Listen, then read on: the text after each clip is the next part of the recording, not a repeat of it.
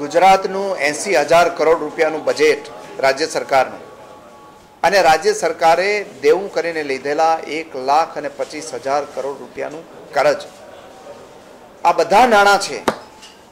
એ ઉપરાંત ગુજરાત પાસે રહેલી સરકારી અને ગૌચરની જમીનની સંપત્તિ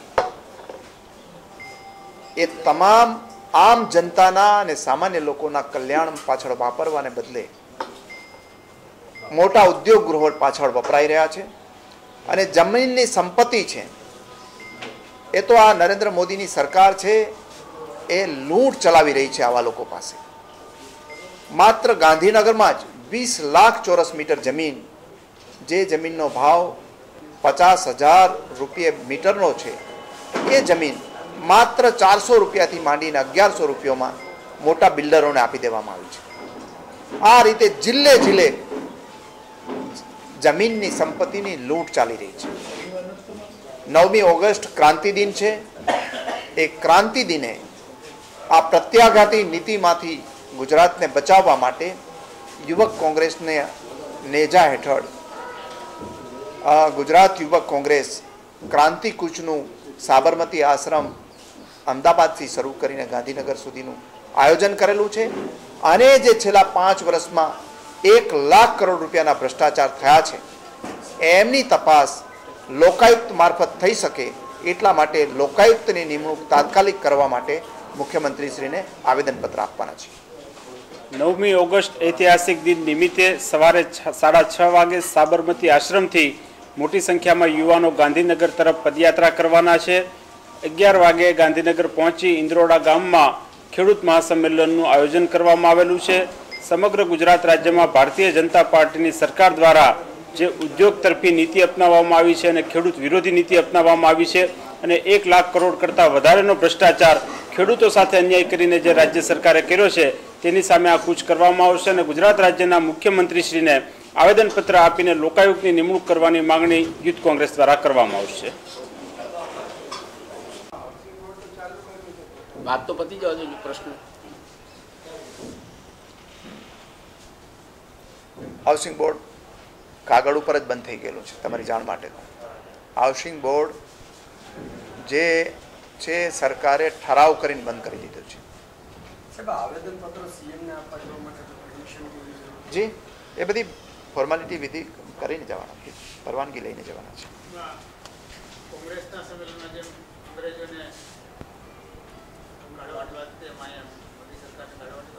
નહીં, અમે તો નીતિ એને ચૂંટાયેલી સરકાર છે, અમારે કાઢવાની સવાલ જ નથી. અમારે તો જે રાજ્યની સંપત્તિ છે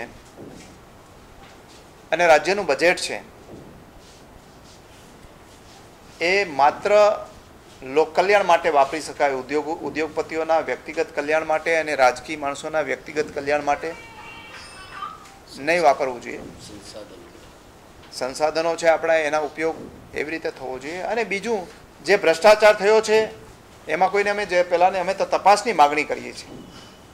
અને એક તરફ ભારતીય જનતા પાર્ટી ત્યાં લોકપાલ માટે થઈ અને જુદી જુદી ત્યાં જઈને આંદોલનોથી માંડીને બધી વાતો કરે છે, તો અહીંયા તો કાયદો છે જ.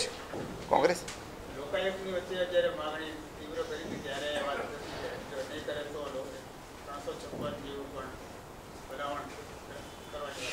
કે નહીં,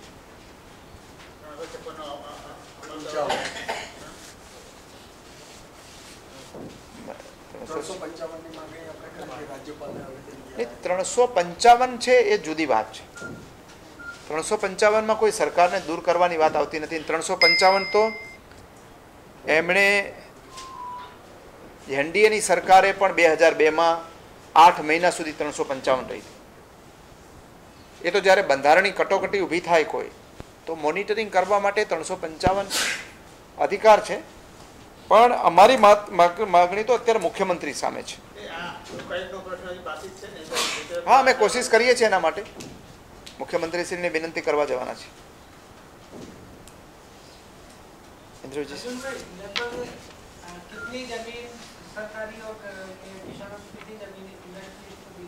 જી, लगभग कितनी जमीन ट्रांसफर हो चुकी है? अभी तक जो इन्फॉर्मेशन आई हुई है, बहुत सारी इन्फॉर्मेशन बाकी है।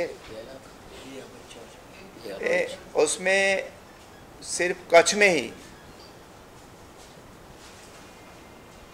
टोटल 9 गांव की जमीन पूरी मीन्स जीरो अभी गौचर रहा 9 गांव में। तो सरकारी जमीन कोई रही नहीं, सरकारी जमीन नहीं, मैं वो बोलता हूँ गौचर की जमीन जीरो हो गई 9 गांव में, कुछ नहीं।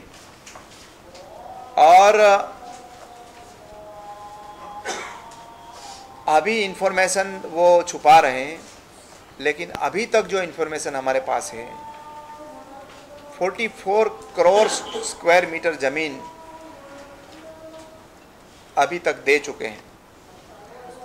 और सिर्फ गांधीनगर में ही कैपिटल प्रोजेक्ट और आसपास की जो जमीन है उसमें सिर्फ 5 साल में ही 20 लाख चौरस मीटर जमीन वो दे चुके हैं।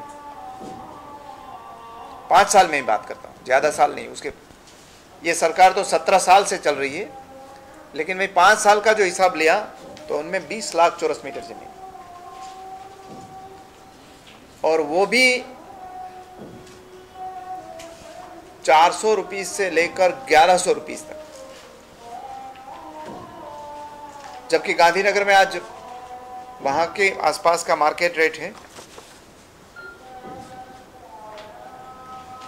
वो 50,000 के करीब है।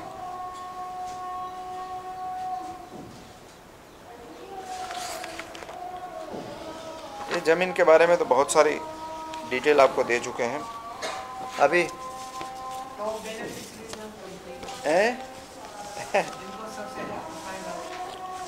बस वो अभी 5 पहले थे, अभी 5 में से बढ़ोतरी हुई है, 20-25 लोग हुए हैं।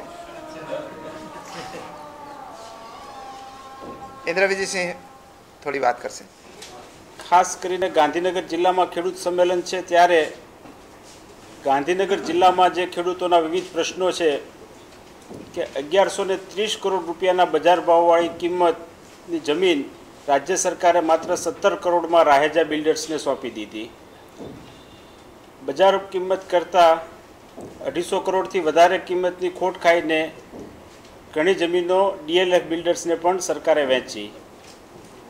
ત્યારબાદ અમેરિકા સ્થિત એક કંપની છે પૂરી ફાઉન્ડેશન, એને પણ યુકે સ્થિત રૂપિયા 1ના ટોકન ભાવે 1 લાખ ચોરસ વાર જેટલી જમીન આપી દીધી।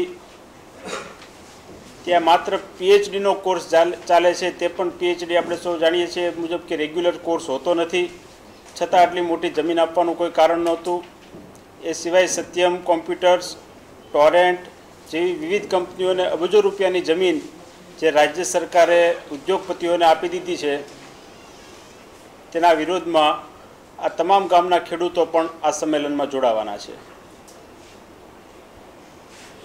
સિવાય આપને કોઈ પ્રશ્નો હોય યાત્રા બાબતે તો આપ પૂછી શકો।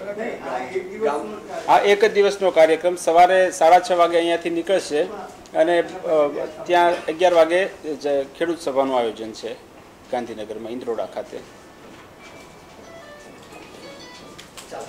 હા, ચાલતા જવા 1100 યુવાનો ચાલતા જશે અહીંયાથી 11 વાગે। મળી ગઈ છે, રદ ન કરે એનું ધ્યાન રાખવાનું છે।